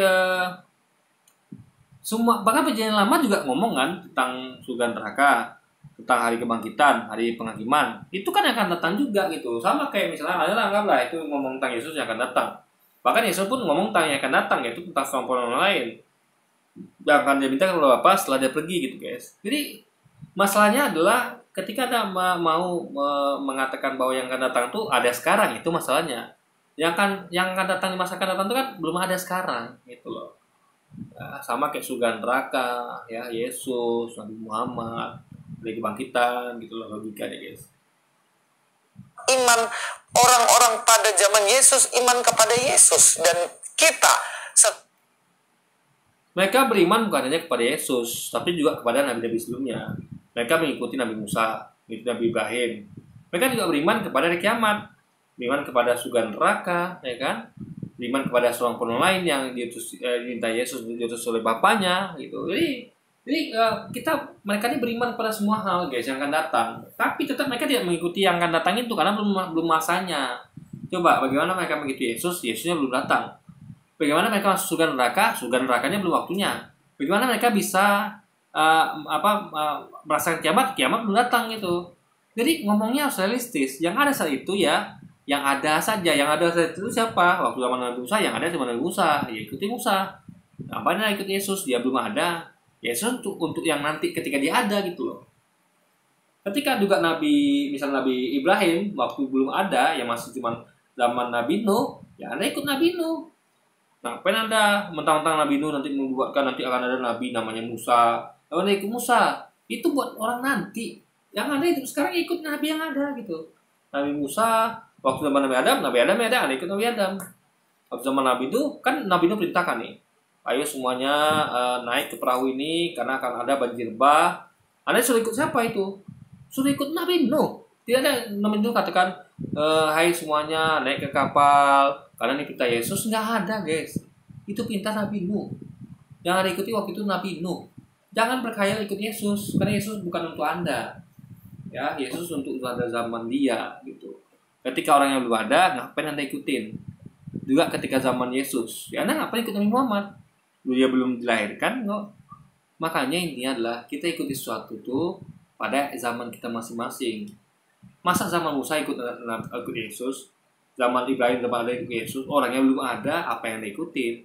Dia belum ngomong kok, belum menyampaikan apa aja syariatnya. Lalu Anda ikut syariat, mungkin coba dasarnya ya. Waktu Yesus belum ada, bagaimana ikut syariatnya? Dia belum ngasih tahu apa-apa. Waktu Nabi Nuh belum ada, bagaimana ikut Nabi Nuh Anda coba?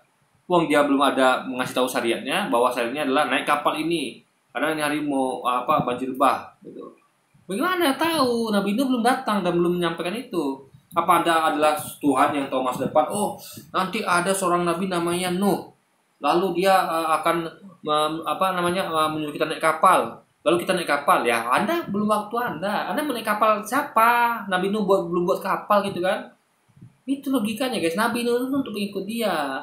Di perintah Nabi Nuh adalah pengikutnya saja. Orang hidup zaman dia. Dia perintahkan, wahai yang sudah mati di dalam tanah, yang hidup zaman Nabi Adam, keluarlah, ikut naik kapal. Ini kan tidak.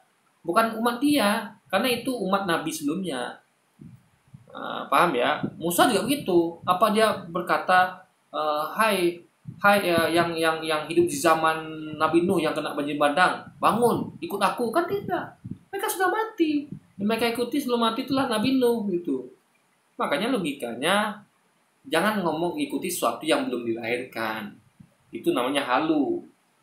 Ya, Nabi Muhammad juga belum dilahirkan waktu itu ada ikut Nabi Muhammad, halu namanya. Meskipun Nabi Muhammad itu juga kan disampaikan bahwa nanti akan ada Allah ciptakan nabi yang mulia yang Allah cintai, Nabi Muhammad.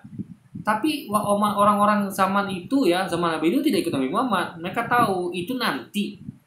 Ya, Anda ikut Nabi Muhammad itu nanti kita dilahirkan. Sekarang Anda ikut yang ada dulu. Nabi Musa yang ada ikut Nabi Musa. Kenapa? Karena Nabi Musa sudah diutus. Dia sudah menyampaikan pesan, syariat. Sedangkan Nabi berikutnya belum diutus. Jadi belum tahu syariatnya apa. Coba Anda mau tahu syariat Yesus dari mana? Waktu itu zaman Musa, zaman Nabi itu. Ya. Kan karena belum ada Yesus ngomong. Karena dia jangan ngomong. Ada aja belum gitu kan. Makanya kita ikut Nabi itu setelah dia memberitahu kita syariatnya. Yang kita ikuti kan syariat Nabi, ya kan? Syariat agama yang dibawa Nabi. Jadi kalau Nabi itu belum ada, gimana Anda tahu syariatnya? Makanya Nabi itu harus ada dulu, diutus dulu, lahirkan dulu, baru Anda bisa ikut syariatnya. Itu logikanya itu sudah sederhana guys, simple. Tapi dia nggak sampai ke situ pemikirannya kan? Ini membuktikan bahwa tingkat kecerdasannya itu jauh di bawah rata-rata guys. Masalah sebenarnya tidak terpikirkan oleh dia gitu kan? Setelah penyalipan, kebangkitan Yesus, kita percaya, iman kita ke belakang bahwa dulu Mesias pernah hadir menyelamatkan kita. Jadi semuanya itu tentang iman. Satu. Ya kenapa nggak ditarik ke belakang lagi? Bahwa dulu pernah ada Nabi Nuh menyelamatkan kita dari banjir bandang. Dulu ada Musa yang menyelamatkan kita dari Firaun. Kenapa nggak sampai ke situ? Coba. Kenapa terbatas pada Yesus saja? Ini guys, absurdnya logika gitu. Ada banyak nabi, tapi mereka hanya larinya demi dogma hanya ke Yesus saja. Padahal kalau kita nengok ke masa lalu, itu bukan hanya ada Yesus, tapi Nabi Nuh, Ibrahim dan sebagainya. Nah, ketika dia tarik dari Nabi Adam, ya bahwa nanti ada Nabi nama Yesus misalnya, walaupun tidak ada ngomong di situ sebutkan Yesus kan, ya kan, keturunan Hawa banyak loh, ya kan, saya juga keturunan Hawa, nggak ada situ ngomong tentang Yesus. Nah, tapi dia kaitkan dengan Yesus pertama, absurdnya dia kaitkan dengan Yesus walaupun tidak sebut gitu. Lalu kedua, seakan-akan dia melewatkan semua nabi. Jadi Nabi Adam langsung nampak Yesus. Padahal sebelum Yesus datang ada nabi-nabi lain dulu. Setelah Nabi Adam ada Nabi Nuh, Nabi Daud, Nabi Sulaiman, Nabi Ibrahim, Musa. Jadi apa mereka itu di skip juga? Jadi misalnya gini nih, setelah Nabi Adam kan, Nabi Adam perintahkan kan, ikut aku. Oh enggak Nabi Adam, ya kami ikut Yesus nanti. Ya kamu kan Yesus belum datang, ikut saya dulu. Saya nih yang jelas nih yang di depan kamu diutus ini. Saya utusan untuk kamu. Enggak, saya ikut Yesus. Kan gila tuh guys. Masa tuh nggak waras gitu kan. Sesuatu yang belum ada mau diikutin dia. Orang yang belum datang, belum ngasih syariat, apa yang diikutin? Yang kita ikutin kan syariatnya. Gitu guys. Nah, lalu datang lagi Nabi Nuh. Hai manusia, ikutlah naik kapal ini. Lalu kita katakan, enggak, saya mau ikut kamu Nuh. Saya ikut Yesus. Loh, dia belum datang, mau diutus. Nuh perintahkan naik kapal segera, ini mau banjir bandang. Apa yang terjadi kalau Anda ngomong di situ? Saya nanti dikasih tahu nanti ada datang namanya Mesias sama Yesus, saya ikut dia. Lalu kamu ikut saya, kata Nuh. Enggak, ya habislah Anda karena banjir bandang itu kan. Makanya zaman Nabi Nuh itu ikut Nuh. Tidak ada yang Nuh katakan ini banjir bandang, ikut Yesus aja kalian ya, nggak usah naik kapal. Nggak ada begitu. Dia katakan ikut aku. Ini banjir bandang, ikut aku. Juga ketika Musa juga diutus. Hai orang Israel, ikut aku. Dibawanya lari dari kejaran Firaun. Disuruh ikut dia. Nggak ada yang Musa nyuruh ikut Yesus karena belum waktunya. Ikut yang ada dulu gitu loh. Ikut pada zaman yang nabi masing-masing. Jangan halu ikut nabi yang belum datang, yang belum pada datang, belum ngasih tahu syariatnya guys. Apa yang Anda ikutin? Sama kayak guru nih. Misalnya sekarang mata gini ya logikanya di kelas nih. Pagi-pagi itu kan misalnya yang dimulai pagi itu pelajaran matematika. Lalu misalnya pelajaran bahasa Inggris, lalu biologi. Nah, ketika ada pelajaran matematika di pagi hari, di awal-awal, apa yang bisa katakan guru yang terangkan, anak-anak ikuti saya ya, 1 kali 1 sama dengan 1. Muridnya katakan, enggak Bu, saya ikut Ibu. Saya ikut nanti katanya jam 10 itu ada guru biologi. Namanya Pak Yesus misalnya. Saya dikasih tahu dia nanti bakal ngajar jam 10. Saya ikut dia aja. Guru berkatakan, ini orang waras apa enggak? Ya kan? Kamu bukan itu ya, nanti siang ya ada guru namanya Pak Yesus yang ngajarkan biologi. Lalu guru mengatakan kan, kamu itu kelas 1, bukan kelas 2. Yang masuk siang itu kelas 2, kamu masuk pagi. Gurunya saya ini, kamu ikutin saya. Enggak, saya ikutin guru siang aja. Loh, dia udah pulang sekolah kan? Kamu nanti siang itu pulang sekolah loh. Kalau dalam termin kamu nanti mati loh. Belum datang Yesusnya kamu udah mati. Gimana kamu ikutin dia kamu udah mati? Sama kayak tadi di sekolah tadi kan. Kamu gimana mau ikutin guru kelas siang? Kamu aja jam 12 udah pulang. Itu buat guru buat anak siang nanti, anak sore kelas 2. Kamu kelas 1 gurunya saya gitu kan. Gitu guys, sama dia dulu temen itu juga pasti berkata itu kalau ada orang geblek kayak Louis ini. Hey Louis, sekarang yang ditusuk saya, Musa atau Nabi Nuh, ikut saya naik kapal. Lalu karena gebleknya Louis ini dia katakan, enggak, saya dikasih tahu nanti dibuatkan ada nabi namanya Yesus, ya kan? Mesias, saya ikut dia. Apa yang kamu ikutin? Dia belum ada. Dia belum menyampaikan syariatnya sama kamu. Nanti pun datang kamu udah mati. Nah, mungkin orang mati ikutin dia kan? Nah, mungkin orang mati bisa dengar syariatnya lagi, udah di dalam tanah gitu kan? Nah, saya nih kamu ikutin nih. Yang pastinya kalau kamu naik kapal nih kamu kena banjir bandang. Lalu Louis masih geblek juga. Enggak, saya nggak mau ikut kamu Nuh. Saya ikut Yesus aja nanti. Ya, karena masuk akal guys. Makanya saya katakan ya, orang-orang ini nggak paham dia. Sesuatu yang dibuatkan tuh untuk umat nanti. Anda ya ikut Nabi Adam ketika zaman Nabi Adam. Ya zaman Nabi Nuh, Anda ikut Nabi Nuh. Dipintakan Nabi Nuh, naik kapal. Gak ada alasan, saya nanti nunggu Nabi itu bukan buat Anda. Faktanya Anda mati sebelum dia datang kan. Misalnya Anda pengikut Nabi Nuh, ya Anda kecuali Anda jin yang berumur ribuan tahun, ya Anda sudah meninggal. Belum datang Nabi Yesus, Anda sudah meninggal gitu kan. Nah, bagaimana cara Anda mengikuti Yesus kalau Anda sudah meninggal, sebelum dia datang, ya ikuti Nabi Nuh yang di penandaian, yang jelas-jelas utusan yang waktu zaman itu, untuk zaman itu, ya itu ikutin gitu loh logikanya, ya kan? Iman ini yang tidak dimiliki oleh agama-agama lain. Kemudian keselamatan itu hanya ada di dalam Yesus Kristus. Jadi kalau Bapak ini mu'alaf, ya Yesusnya selamat. Gimana dia mau menyelamatkan kita? Dia aja nggak selamat, guys. Coba. Itu fakta loh. Saya tidak sedang menghina agama Kristen, atau saya tidak sedang menghina Yesus. Nah, fakta dia nggak selamat kan? Ketika seseorang itu ditangkap, dikejar, ditangkap, lalu berhasil salib, mati, itu nggak selamat, guys. Mau selamat itu adalah ya dalam versi Islam malah selamat. Jadi diselamatkan oleh Allah. Oleh Allah itu berarti selamat. Jadi justru Yesus itu selamat dalam versi Islam. Dalam versi Kristen dia nggak selamat karena dia mati salib. Nah, kalau kita pakai konteks ke versi Kristen, kan itu yang bisa aku ini, berarti dia nggak selamat. Dan nggak mungkin orang yang selamat itu menyelamatkan orang yang nggak mungkin orang yang selamat itu menyelamatkan orang lain, nggak mungkin. Dia aja nggak selamat gitu logikanya kan. Kalau Anda mau menyelamatkan orang lain, Anda harus selamat dulu. Saya mau menyelamatkan orang lain nih, ya nggak bisa. Kalau saya tuh aja nggak bisa menyelamatin diri saya mati terbunuh misalnya. Gimana saya menyelamatkan orang lain gitu loh? Saya terbukti nggak mampu, gagal menyelamatkan diri saya kan, itu logikanya guys. jelas-jelas dia gampang banget mu'alaf karena dia sendiri tidak memahami ajaran Kristen dengan baik, walaupun magis. Dia nggak gampang mualaf ya, ingat ya, dia seorang magister S2. Lalu dia tuh mengkaji semua kitab suci. Kenapa? Kitab suci itu digabungkan. Depan dia tuh ada Quran, ada Alkitab, ada kitab Hindu, hidup Buddha. Dia nggak seperti Louis yang nggak pernah membandingkan Alkitabnya dengan Quran. Nggak pernah Louis nih baca Quran, nggak pernah guys, ya nggak pernah. Dia taunya kitab aja, Alkitab aja.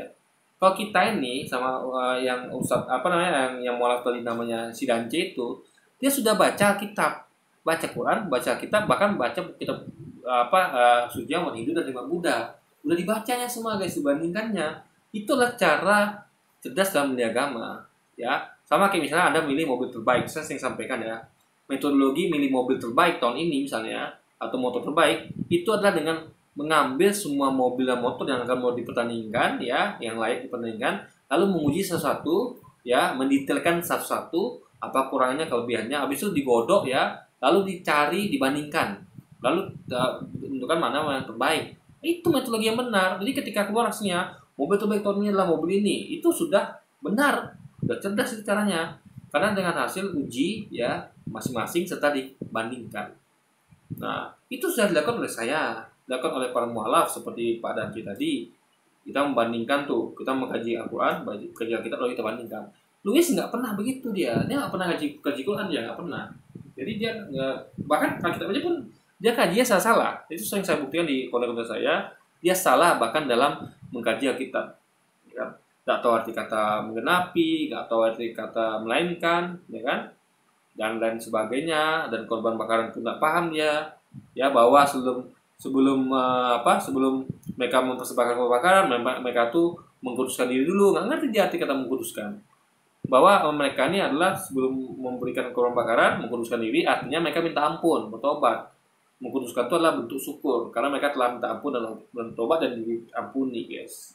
Ini mengkuduskan itu adalah mensucikan diri, artinya bertobat, minta ampun, sehingga ada suci lagi dari ada kotor pendosa, ya, ada suci lagi dengan mensucikan diri alias alias mensucikan diri alias ya itu mengkuduskan diri, guys, gitu logikanya.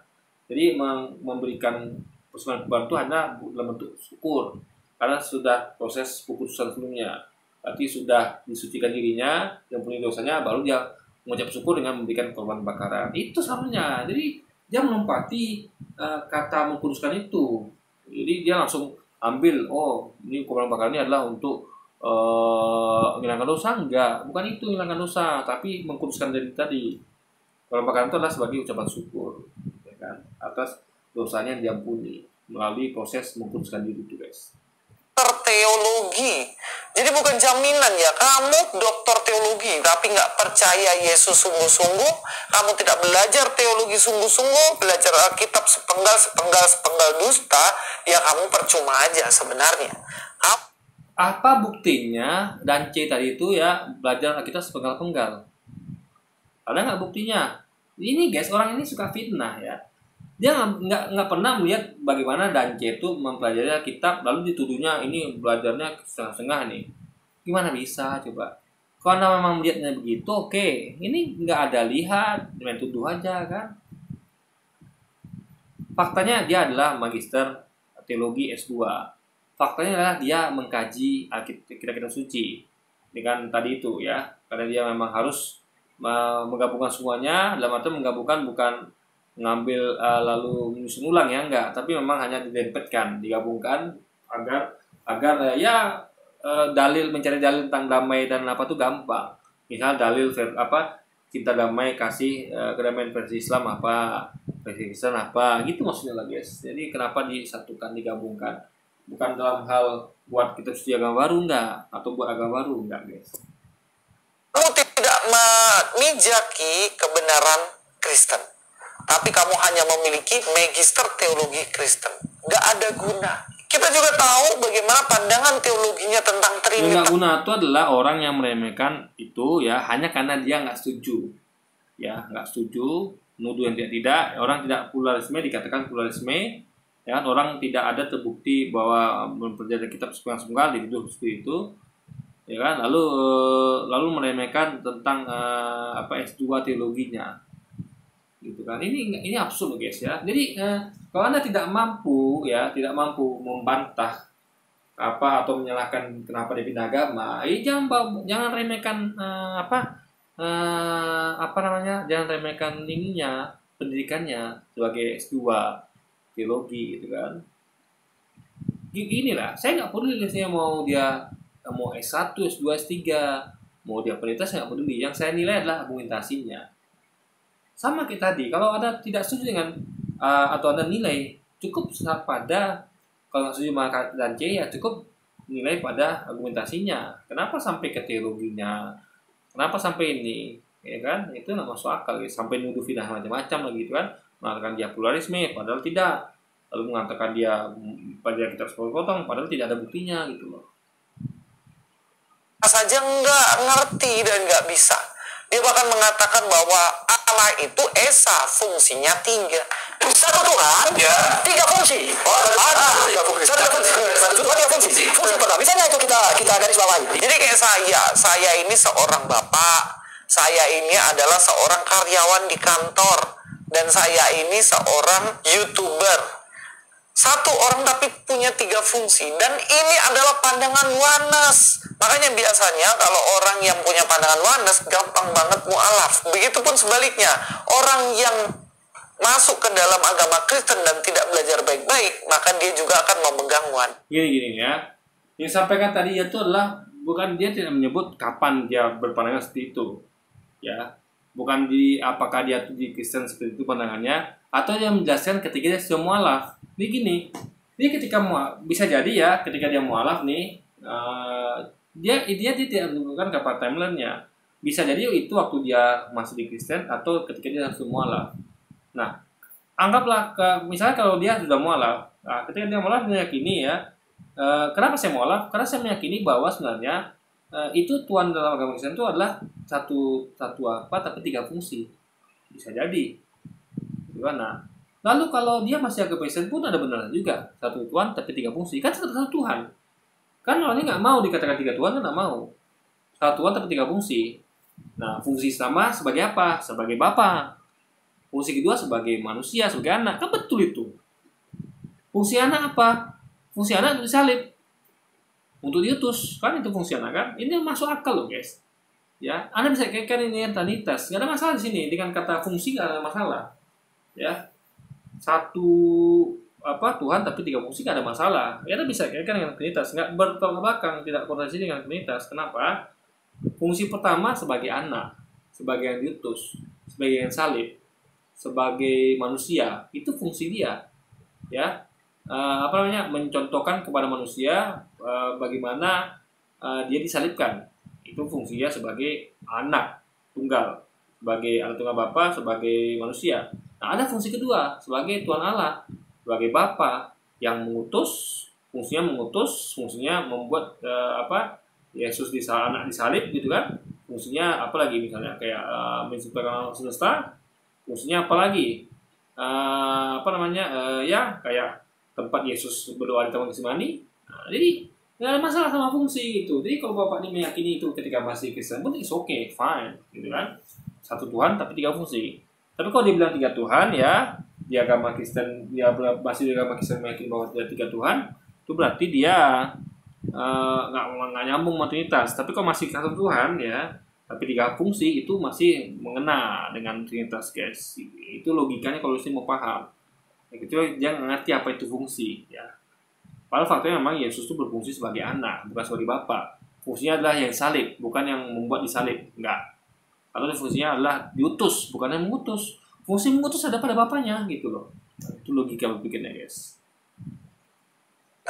Makanya gak usah heran kalau ada kelompok-kelompok murtadin, mereka punya pandangan tuh oneness ya, karena memang sulit untuk memahami Trinitas.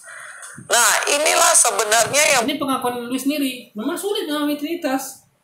Gak ada sulit dalam apa? Karena gak logis, gak masuk akal. Saya sering menemukan ya, banyak sekali umat Kristen yang mencoba menganalogikan Trinitas itu dengan banyak hal demi dogma. Ada yang menyamakan contoh ya absurd ya. Mereka menyamakan Trinitas itu sama seperti batang lilin. Jadi batang lilin itu ada 3 kan, ada sumbunya, ada batang lilinnya, ada api. Nah, jadi itu sama seperti Trinitas tadi ya. Jadi mungkin Yesus itu adalah batang lilinnya, Bapa itu adalah sumbunya, Roh Kudus apinya gitu kan. Padahal nggak masuk akal, guys. Karena sebatang lilin itu nggak ada apinya. Sebatang lilin ya hanya sumbu sama batang lilin, nggak ada apinya. Kalau ada sebut api itu kan bagian dari lilin. Ya api.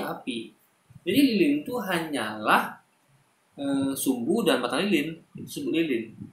Bukan api, itu nggak masuk. Sama kayak misalnya kayak botol air nih. Botol air ini komponennya hanya badan botol ini sama tutup botol. Air ini bukan komponen botol air, ini isinya, paham ya? Sama kayak api juga bukan bagian dari lilin. Karena kalau nggak dibakar ya nggak ada api. Tapi lilin itu pasti ada sumbu dan batangnya. Kalau Anda beli lilin, itu lengkap dengan sumbu dengan batangnya, tapi tidak ada apinya. Paham ya? Makanya ini masuk akal kita samakan Trinitas. Nggak masuk akal, guys. Ya kan? Nah, karena api itu di luar lilin. Kalau Anda ngomong lilin, Anda akan dikasih lilin yang berupa batang sama sumbu, nggak ada apinya. Karena kalau anda katakan saya maunya Trinitas gitu, lilin itu Trinitas, ada apinya. Api itu Pak nggak kita jual, Bapak nanti bisa hidupin api di rumah, bawakan lilin itu.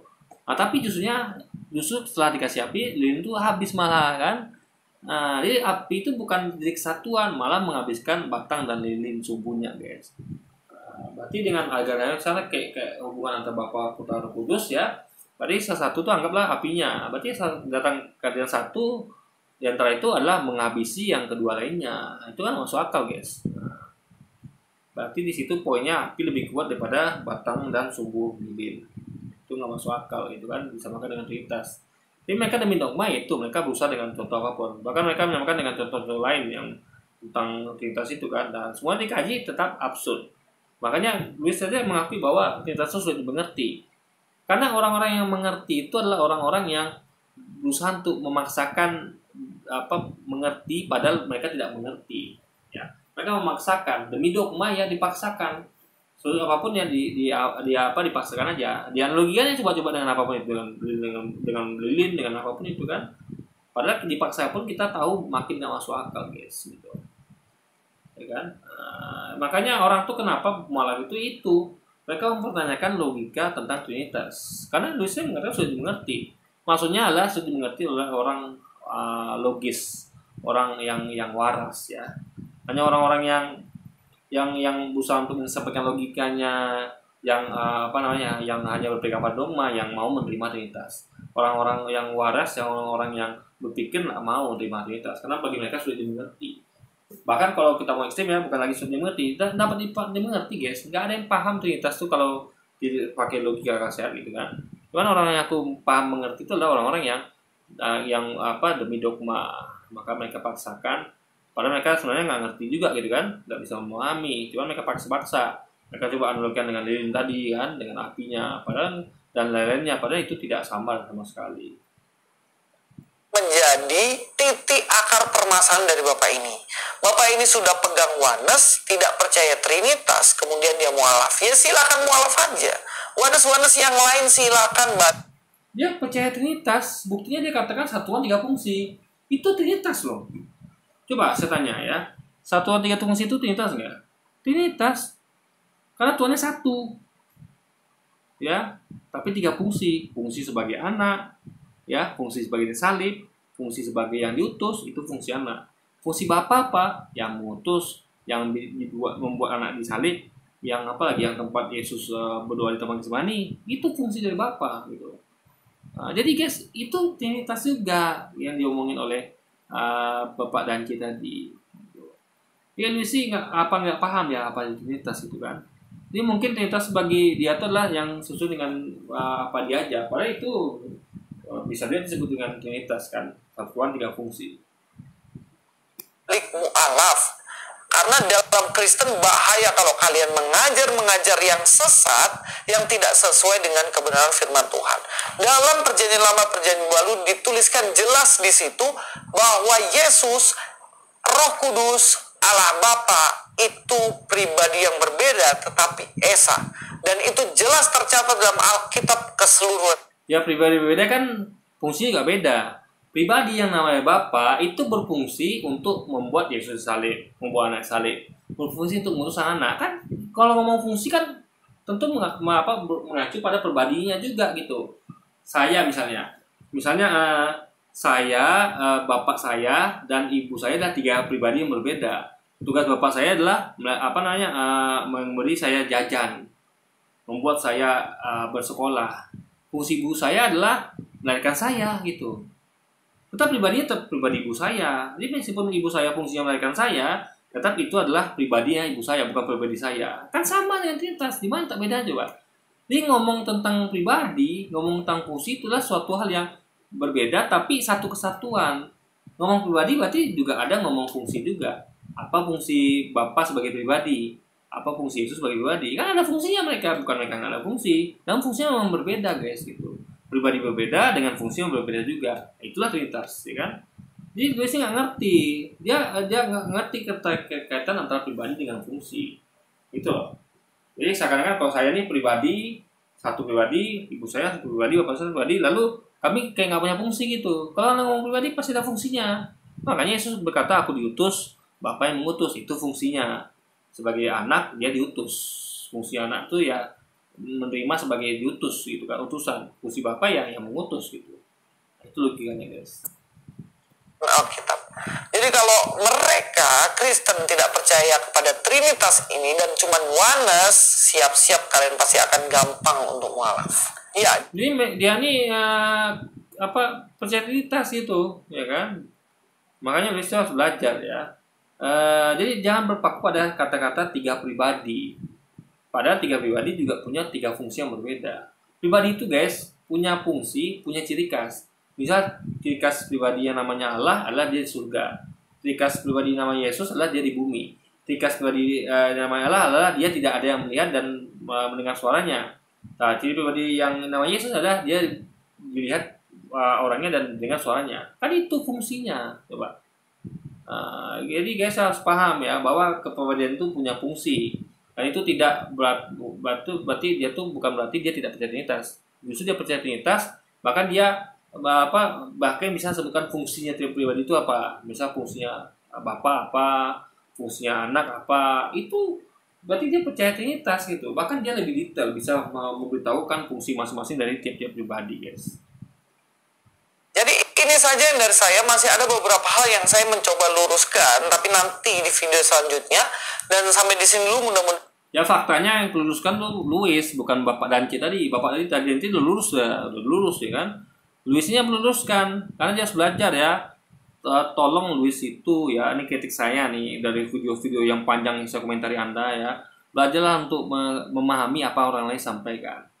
Orang lain ngomong tentang kesamaan dalam hal kebenaran, dalam hal cinta kasih kedamaian, lalu dia mengatakan itu pluralisme. Enggak, pluralisme itu adalah meyakini bahwa semua agama tuh masuk surga atau semua agama Tuhannya benar. Bapak tuh dia ngomong seperti itu, dia hanya ngomong tentang cinta kasih kedamaian spesifik. Yang kita setuju itu semua agama itu benar dalam hal mengajarkan cinta kasih kedamaian. Tapi tentu agama itu salah dalam hal Tuhannya, juga salah dalam hal surga neraka, masuk surganya gitu guys. Oke, jadi mungkin sekian dulu aja video kita kali ini. Sampai jumpa lagi di video selanjutnya. Wassalamualaikum warahmatullahi wabarakatuh guys.